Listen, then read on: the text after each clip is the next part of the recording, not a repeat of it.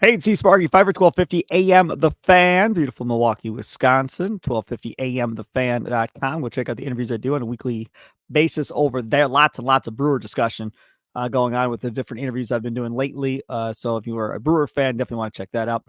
Nathan Marzion, my guy, follow him on Twitter, Nathan Marzion, and lots to talk about concerning the Milwaukee Bucks. We'll start off first with All-Star Weekend and one Mr. Damian Lillard. He wins the 3-point contest. And then in the All-Star game, he ends up going 14 to 26, 11 to 23 from three, 6 assists, 3 boards, 39 points. He had 26 shots in 28 minutes. Welcome to the NBA All-Star game. Over 200 points scored in that bad boy for the Eastern Conference after everybody and their mama was promising a more competitive game. Adam Silver was promising it. Larry Bird was promising it. Everybody was saying it was going to happen, and it was the worst one yet. So having said that, Lillard making half-court shots uncontested and people freaking out about that, thinking that was all that great. My question just is, will he be more Dame-like in the stretch run here with 20 or 30 games to go? Is this something that maybe triggers him?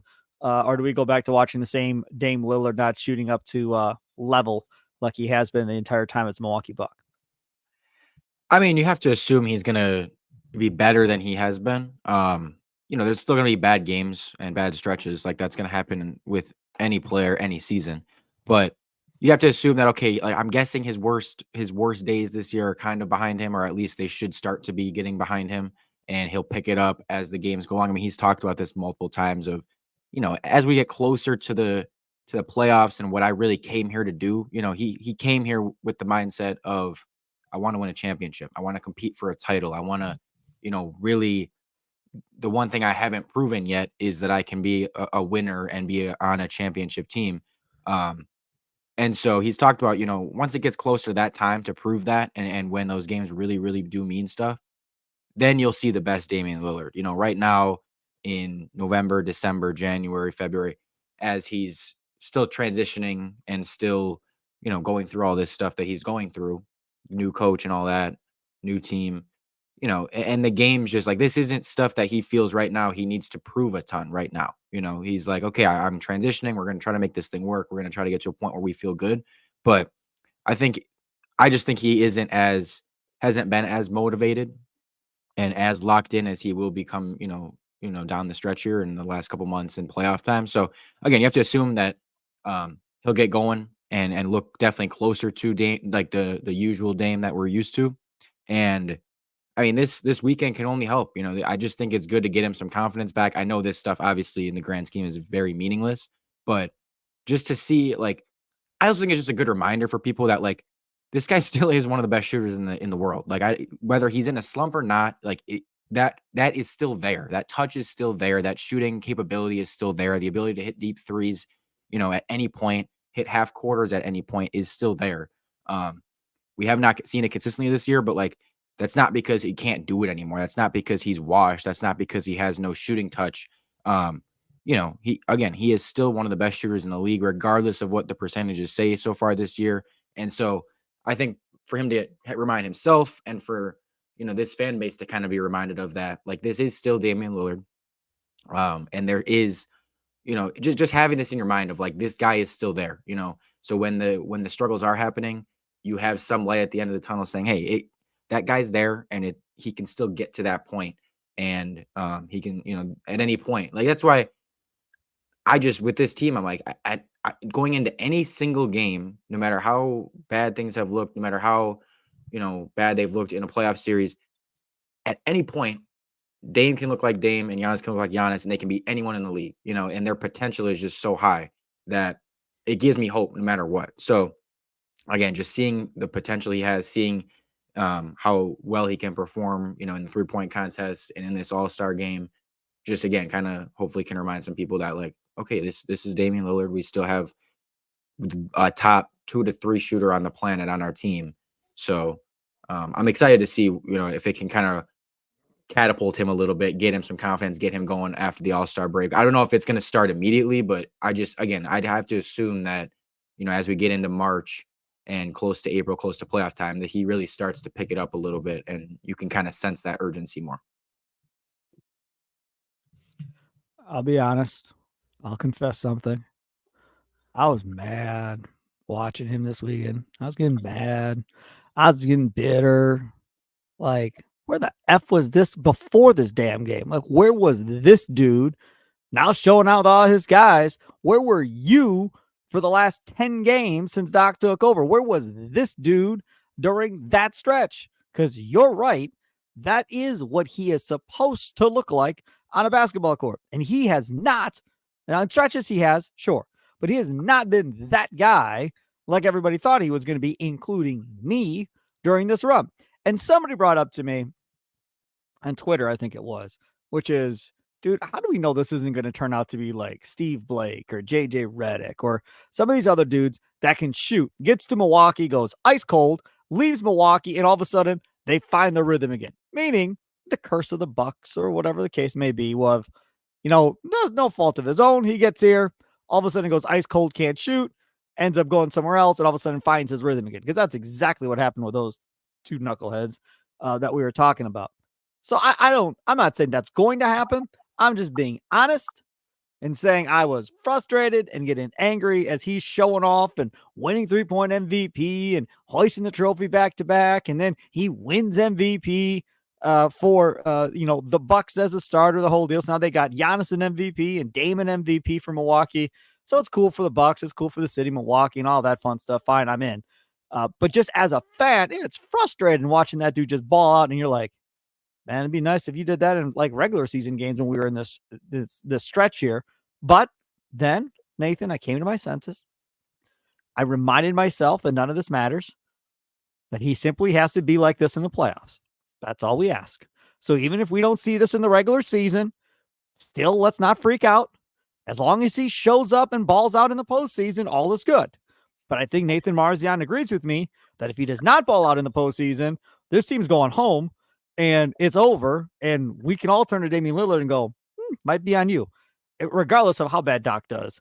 If Damian Lillard doesn't play like Damian Lillard, they're in trouble. And I think everybody knows that. So whether that pressure is fair or not on him, that's kind of where we're at, I think. Yeah. And I mean, yeah, that's a good point of like, it's frustrating that we haven't seen it in the regular season and that we're now seeing it, in the All-Star game a little bit. Like I get that.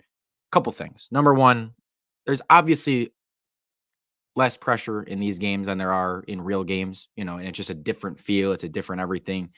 It's much easier to shoot lights out in a game like the All-Star game where you're just jogging up and down the court, and you're just able to take kind of uncontested threes the whole game. Nobody's playing difficult defense. So I didn't look at that as like, where has this been all season type of thing. I was more just like, I mean, with all those guys that are out there, you get to see what NBA players look like shooting the ball without pressure. They're good enough when there is pressure. They're still hitting 40% when there is pressure. And then without, they hit like 50, 60%. So I don't know. That to me is just like a natural thing. Like these guys are going to be able to do things in that All-Star game shooting wise that you're not going to see much in games because it's just, the pressure is just off. And yeah, the other thing is, as you said, like, I'd much rather be frustrated. Like, oh, we're seeing this in the All-Star game, but not in the regular season. Then I'd be much more frustrated if it was, we saw this all regular season and then we don't see it in the playoffs. As again, we've seen with Drew Holiday, as we've seen with several other role players where they play so well in the regular season, they shoot the ball really well in the regular season, and they get to the playoffs and it just plummets. And you're like, where did, what happened? Why are you all of a sudden shooting 28% from three? With Dame, I think there's a very good chance that it's the opposite, that, he goes through the regular season, shoots 35, 36% from three. We get to the playoffs and he's shooting 38, 40% from three. And again, we will take that 100 times out of 100 over the opposite.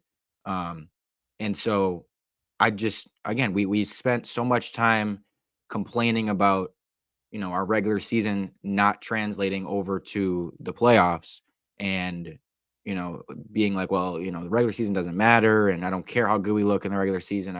We need guys that can play in the playoffs.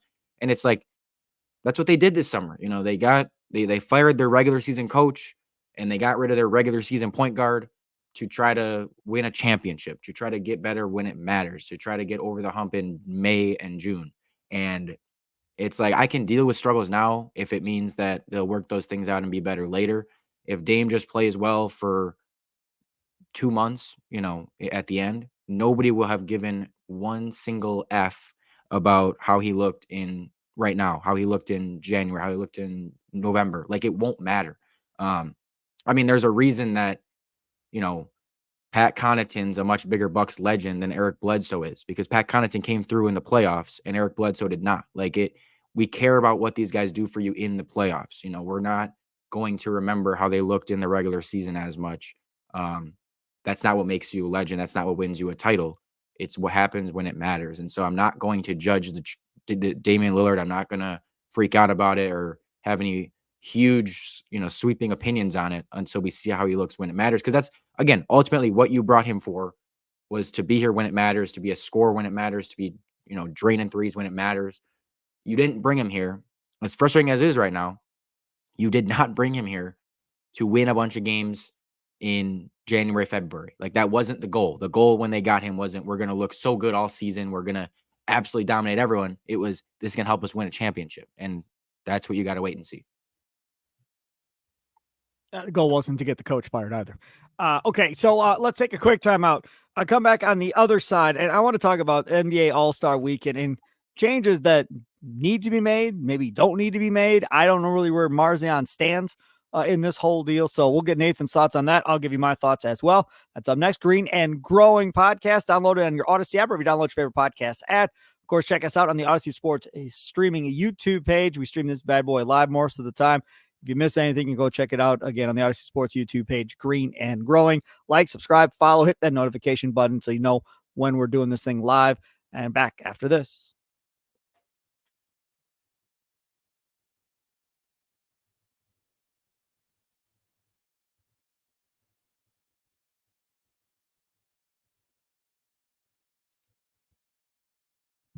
Back on Green and Growing, Steve, Sparky, Fifer, 1250 a.m. The Fan. Check out the interviews over at 1250amthefan.com, along with our guy, Nathan Marzion. Follow him on Twitter at Nathan Marzion. The question now becomes, would you make any changes to NBA All-Star Weekend?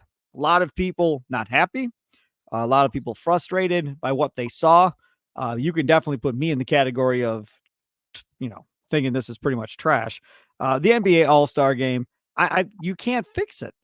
I'll just be honest with you. I don't think it's fixable. And I'm going to use an example of Damian Lillard, since we were just talking about him.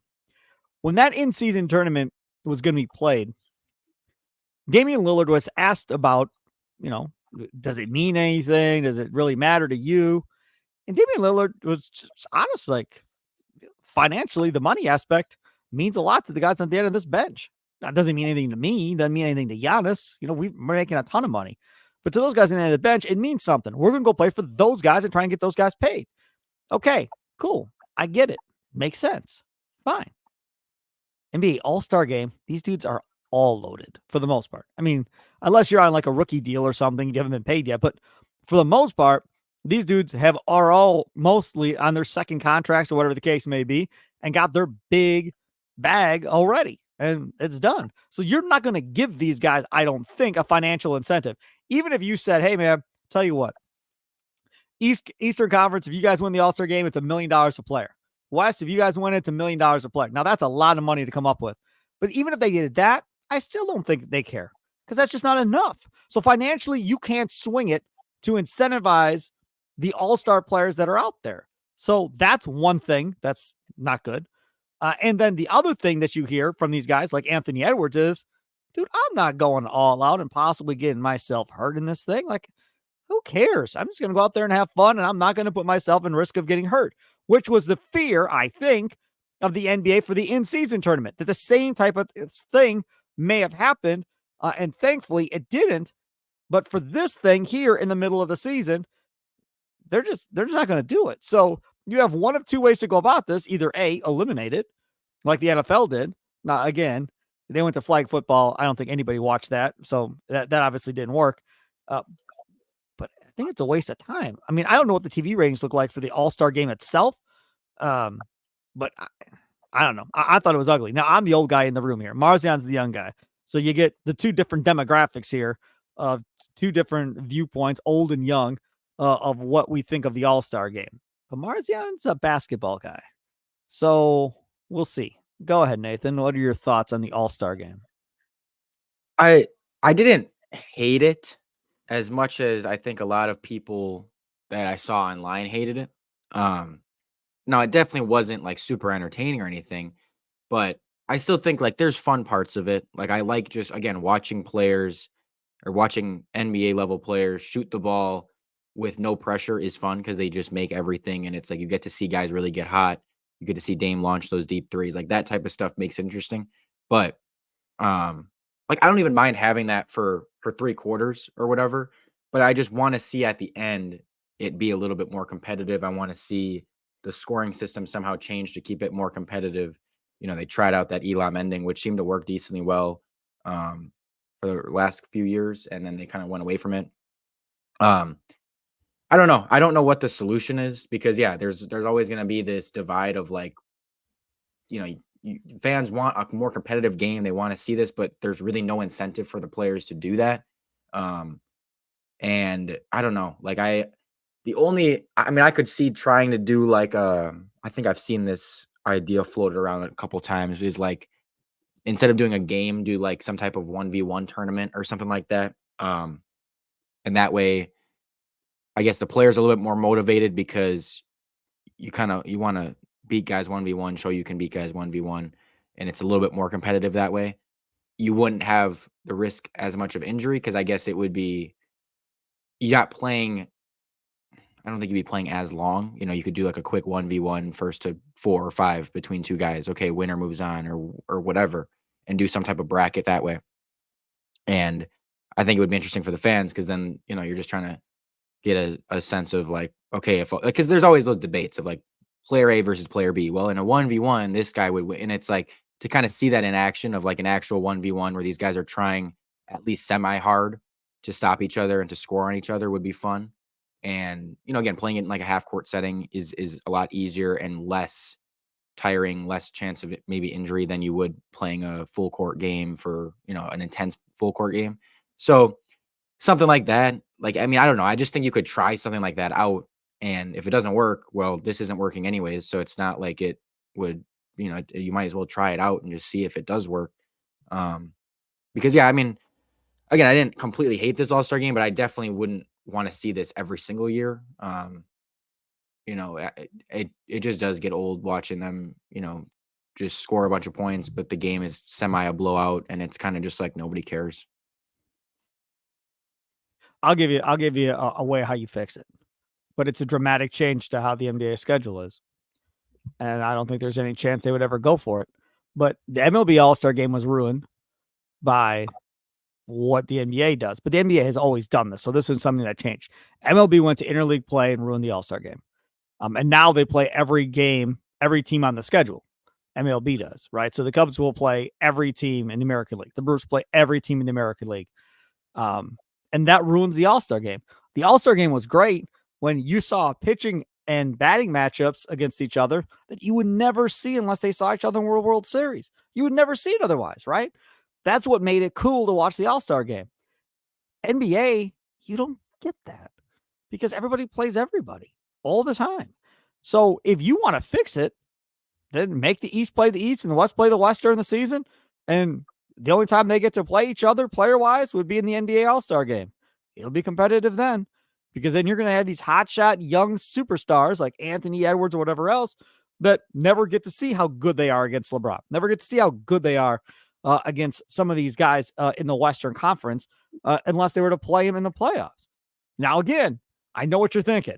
The East is garbage. Why in the world would you want to do that for? And look at how tough the West is. Well, again, that's not my issue as commissioner. Then they'll figure it out. It's cyclical. Eventually, the East will be better and the West will fall apart.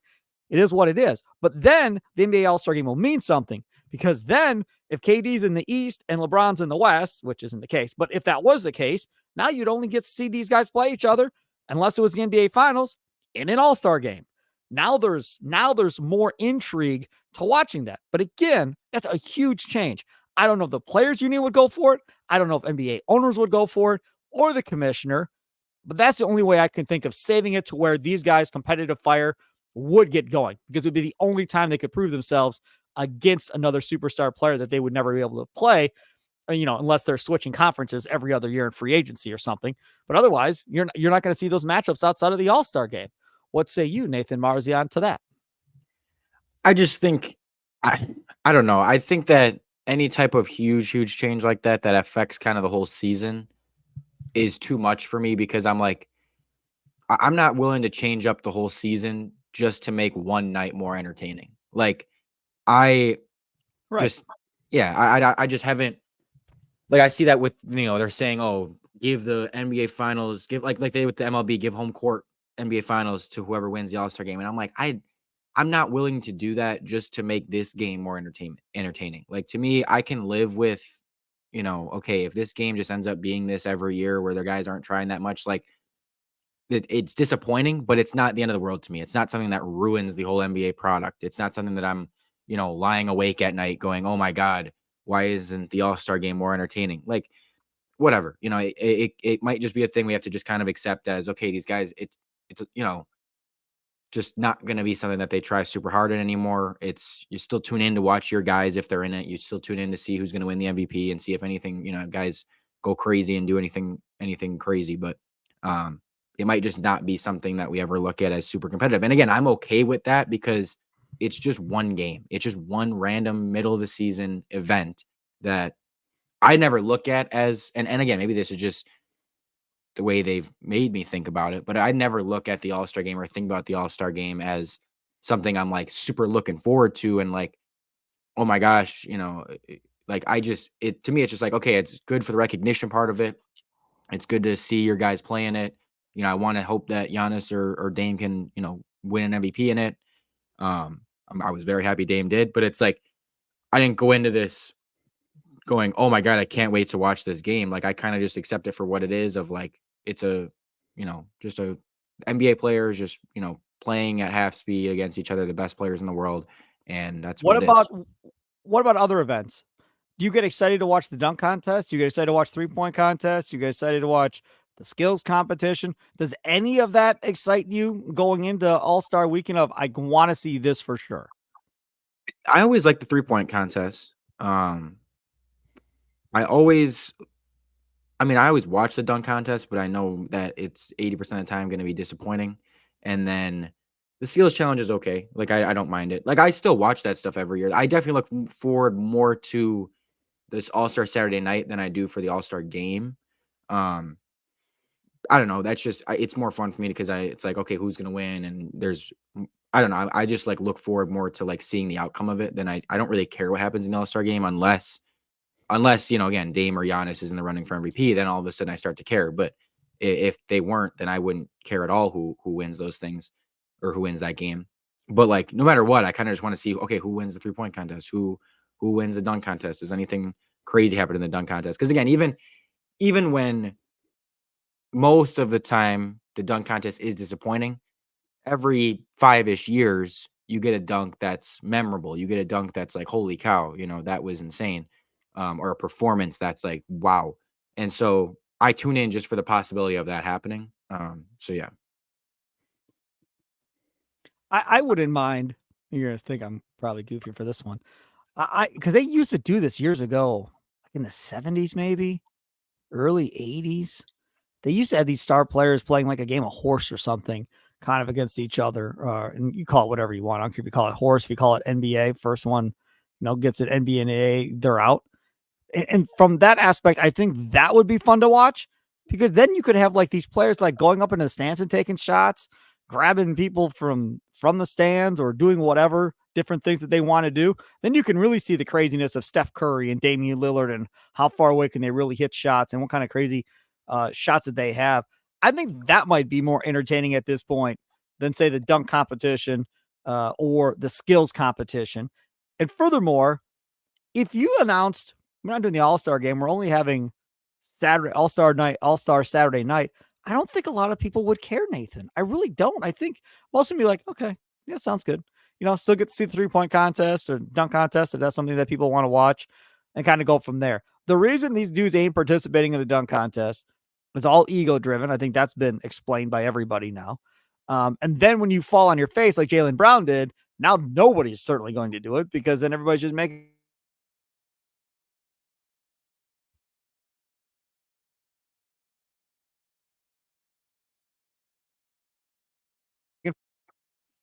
something else, or convince these dudes to go out there and try. Well, and I do think at the same time, like you mentioned, just scrapping the All-Star game, it actually part of me like thinks that actually almost might be it's not a good idea because I don't want to just take away an event that people watch and that is fun and everything. But like I think the players would love it because it's like you get to be an all-star, and that's like I still get my whole break. I can just go away. I don't have to play in this game. I don't have to go to the all-star weekend. I can just like be named an all-star, and you still get that on your resume. You still get that, the recognition for it, but you don't have to play in the game. You don't have to be there. You don't have to do all that. It almost would kind of like, I mean, guys would really be like, I think into that, just getting that break. But I know obviously from a, fans perspective and from the league's perspective, they don't want that. They want to be some type of, event, something that people watch, something that makes them some money. So I know that's not going to happen, but yeah, I do agree. If that did happen, I don't think many people would care at this point. Like, I don't think anyone is, again, I think most people think like I was saying, where it's just like, okay, the All-Star game's on, but it's not something I'm looking forward to as some big deal, some big event. Like, I can't wait to watch the All-Star game today. It's just like, okay, I'll watch it, but it's not a big deal. Right. And see, that's the thing that the NBA has to figure out. And again, the NFL said to hell with it, even though it probably cost them money getting rid of the Pro Bowl. They still moved on, and we'll see if they ever do that in the NBA. All right, take a quick time out, come back. Other side, changes that Nathan Marzion and myself think needs to be made for the Bucks if they're going to get on that championship type run going on here down the stretch run. They've got one of the most difficult schedules in the NBA the rest of the way. So it's not going to be easy. They don't have a cakewalk schedule by any stretch of the imagination. We've got Nathan's thoughts, my thoughts too. Follow him on Twitter at Nathan Marzion. Follow me at Sparky Radio. It is green and growing. Download on your Odyssey app or if you download your favorite podcast app. We record Monday and Thursday nights. They're always posted Tuesday. Subscribe, follow, hit the notifications on YouTube, all that fun stuff. Back after this.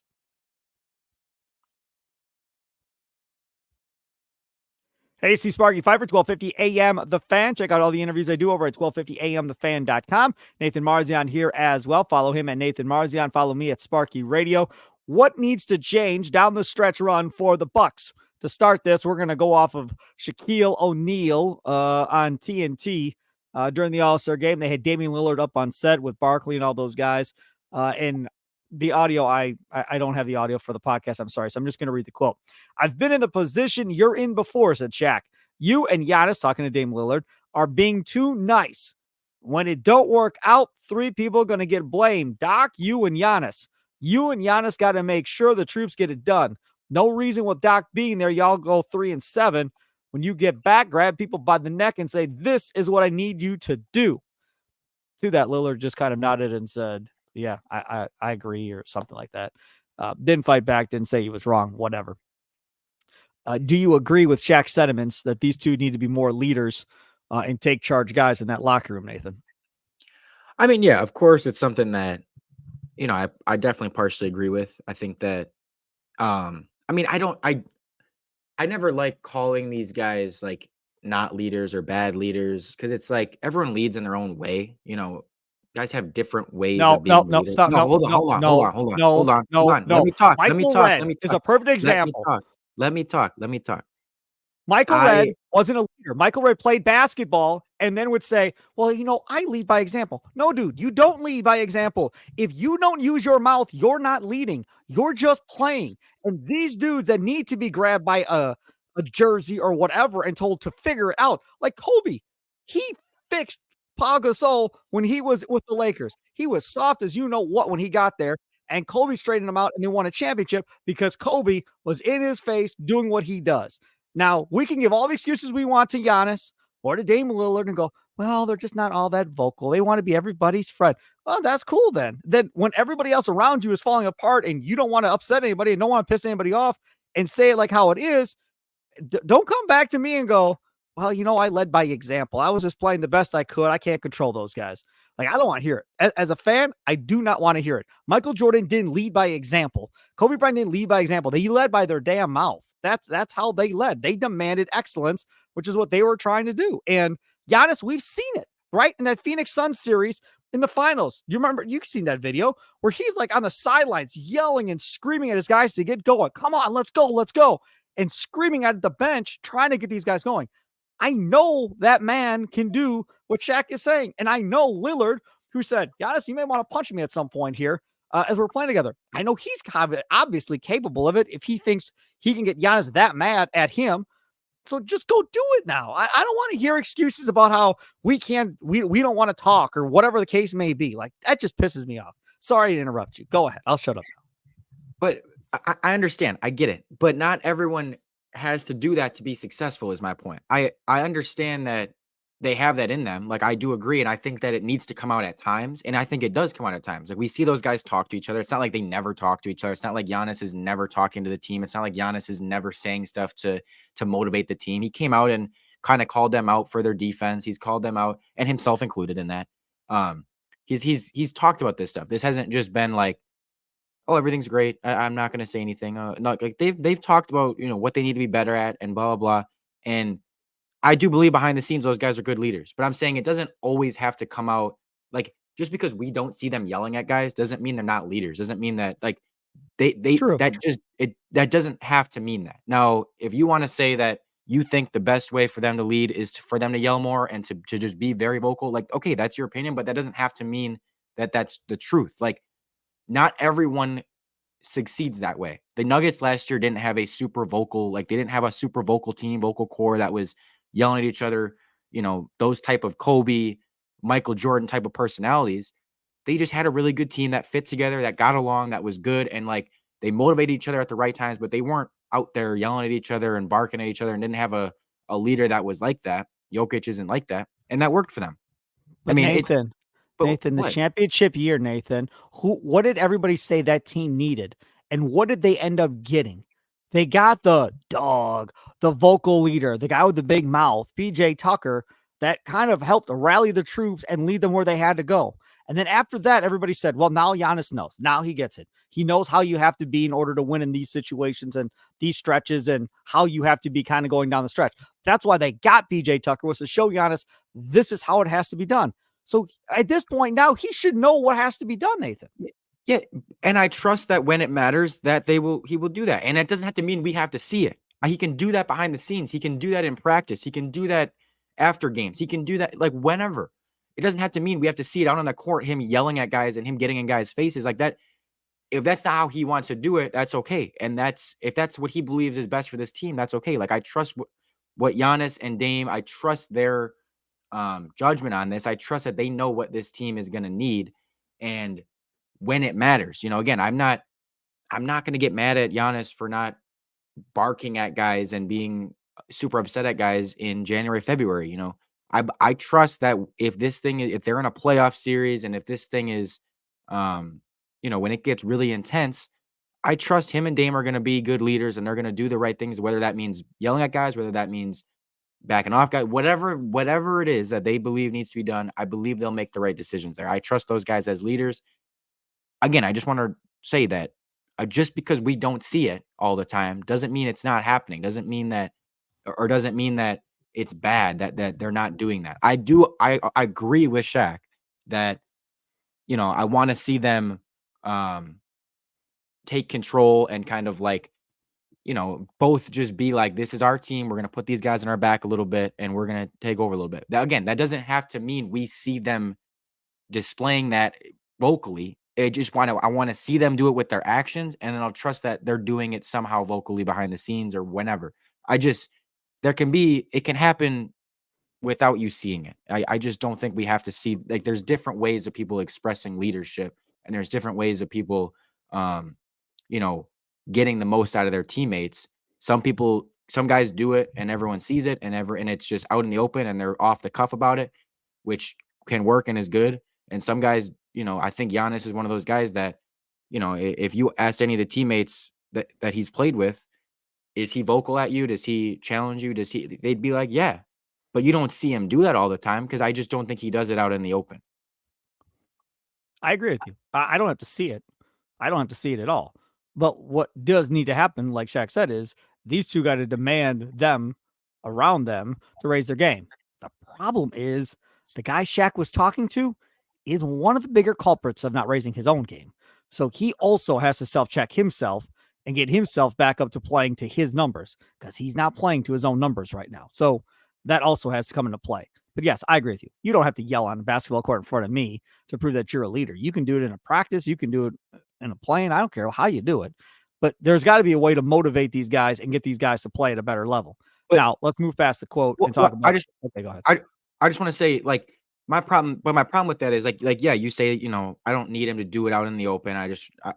As long as you're doing it somewhere. But the problem is, let's say they do that. Let's say Giannis and Dame in practice are challenging those guys, are vocal, are leaders, are really getting those guys going and doing what people want them to do, which nobody sees. And then let's say they go out in the court and they're not playing well. But then people go, they're not leaders. That like we just because we're not, because people aren't seeing it, they would just look at it and say, look at this, another bad defensive effort. Giannis and Dame aren't leaders. They're not challenging these guys. They got to get in their face. And it's like, we don't know what they are or aren't doing on a regular basis. Like they could be doing that and it's not working. That doesn't mean they're not doing it. That doesn't mean they're not leaders. That doesn't mean they're poor leaders. Like it's just like, I don't know. I feel like unless they, obviously winning cures all, results cure all, but I just think if people, I just don't think those guys are the type to yell at people in the open a lot, which again to me is fine. You said that it's fine as long as they're doing it somewhere, as long as they're doing it in practice or in the locker room or something. But people aren't going to be fine with it and aren't going to be just okay with it if they're doing it in the locker room and then nobody sees that and they play bad. Like everyone's going to still challenge them as bad leaders. And I'm just again reminding you that like just because we don't see it, it can still be happening. The problem is, and it's only a problem if you have loose lips, but all you need is one player to have loose lips in that team, but and go running to Shaq or Barkley or somebody and saying, dude, these dudes are soft, man. They ain't challenging anybody. We got this going on, that going on. They're saying nothing. Now, I'm not saying somebody talked to Shaq and said something along those lines to Shaq, and that's why Shaq felt he had to say something to Lillard and Giannis, or if he just felt like it's inexcusable to go, 3-7 in a 10-game stretch, or what his deal was to initiate that whole thing that he went at Dame Lillard about. But that would be my fear, is if, you do have a stretch and you can't get yourself out of it, eventually people are going to start talking. And that's when the whole thing's going to spiral out of control. Let's just hope we don't get to that point. Okay, let's talk about other things on the floor, things outside of leadership. For me, it's simple as far as what needs to change down the stretch for the Bucks. They must rebound the basketball better. They just do. You have to win your rebounding battle every night. You have to stop giving up so many damn second chance opportunities night in and night out, night in and night out. Those two things are my two biggest things that I'm looking at here for the stretch run. Out rebound your opponent and quit giving up so many damn second chance points. Do that, and you're going to win more than you lose and give yourself a chance. If you can't out rebound the team that you're playing on a consistent basis, then you are not going to go very far in the playoffs. Just not. And that's something the Bucks have always been good at, is rebounding the basketball. And they have got to get back to doing that again, Nathan.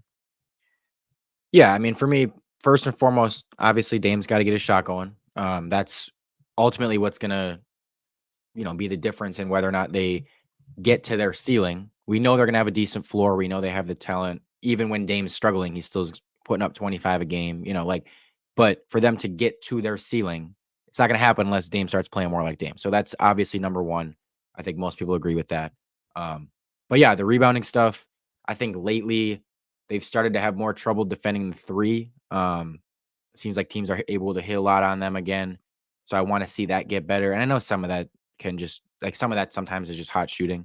But at the same time, they were doing a pretty good job of not allowing a ton of threes and, having one of the lower 3-point percentages allowed in the league for most of the season. Now, their defense still was bad because they were giving up a lot of easy looks, from floaters and from around the basket, but they were doing a better job defending the three. And all of a sudden it's kind of flipped again. And, now they're getting torched from three a little bit. So I want to see that improve. And just the offensive flow in general, you got to, once Doc took over, it's been a bumpy ride offensively. And some of that you can chalk up to they've been missing at least one of their core four guys in basically every single game Doc's been coaching. So it's hard to get your offense to look up to its potential when, you just don't have all of your best offensive guys. So I think that'll get better as Chris comes back and as this team's healthy. And, again, obviously just Dame shooting the ball a little bit better will help the offense. But, I want to see them have a little bit more structure, continue to kind of, and Dame's been plenty involved. I'm not trying to sound like, he hasn't been, but I like that even in the recent games where he hasn't played well, he does seem to look a little bit more comfortable with the shots he's taking. It seems like he's getting better looks. It seems like they're, you know, getting him the ball quite a bit. He's getting his shots. He's getting, he's running those pick and rolls and like he's getting to his spots and it just looks more in rhythm. He looks more in the flow of the offense. And so again, I like that. I want to see that continue. I think that'll help him get going and get back to his usual level when he's just in the flow of the offense more. And it doesn't feel like, I don't know. I just felt like earlier in the season, it was a lot more spot up stuff, catch and shoot stuff. Like he's way more kind of not standing in the corner, but just not doing as much. And it's like, I don't know. He can do that sometimes, but I don't want to see that as most of our offense. I want to see Dame with the ball in his hands more. So I'm glad they've done that, but continue to do that. And just, again, getting Chris back will help the offense with the, 3-level scoring he provides and taking some pressure off of those two guys. And, so there's plenty of stuff. I mean, you go through a number of stuff we already did of things they can improve, but I just think that the defense has been better, which is a good sign under Doc. And then, just clean up the defensive rebounding, Dame get going a little bit, and just a little bit more structure offensively, and they'll be fine. One of the biggest things I'm looking forward to seeing, I got to tell you, how are they going to use Gallinari? That's what I want to see. How are you going to use Gallinari? Whose minutes is he taking? What position is he playing? Who's going to be on the floor with him? Because again, they obviously sold Gallinari that they were going to play, right? This is one of Doc's guys, like Pat Beverly. So obviously Gallinari thought he was going to be in line here to play some serious minutes in this rotation. If that's going to be the case, whose minutes is he taking? He's taking somebody's minutes. So for me, I can't wait to see what this looks like down the stretch. All right, we'll record again coming up on Thursday night, getting ready for the second half to start. It's not really second half. There's not many games left. The stretch run, we'll call it, coming up on Friday starts the stretch run. So we'll do our next show coming up on Thursday. We're trying to grade out what this team looked like here in the first half, expectations. The seeding matter now that this team isn't playing as well. Maybe it's more of an important thing than maybe it was coming into the season. So we'll talk about seeding, how important that is coming up on Thursday night too. Enjoy the rest of your night. Enjoy it, or enjoy the rest of your day, depending on when you're listening to it. Follow Nathan Marzion at Nathan Marzion. Follow me at Sparky Radio. Download the Green and Growing Podcast on your Odyssey app, or if you download your favorite podcast app, check us out on the Odyssey Sports YouTube page as well. Enjoy your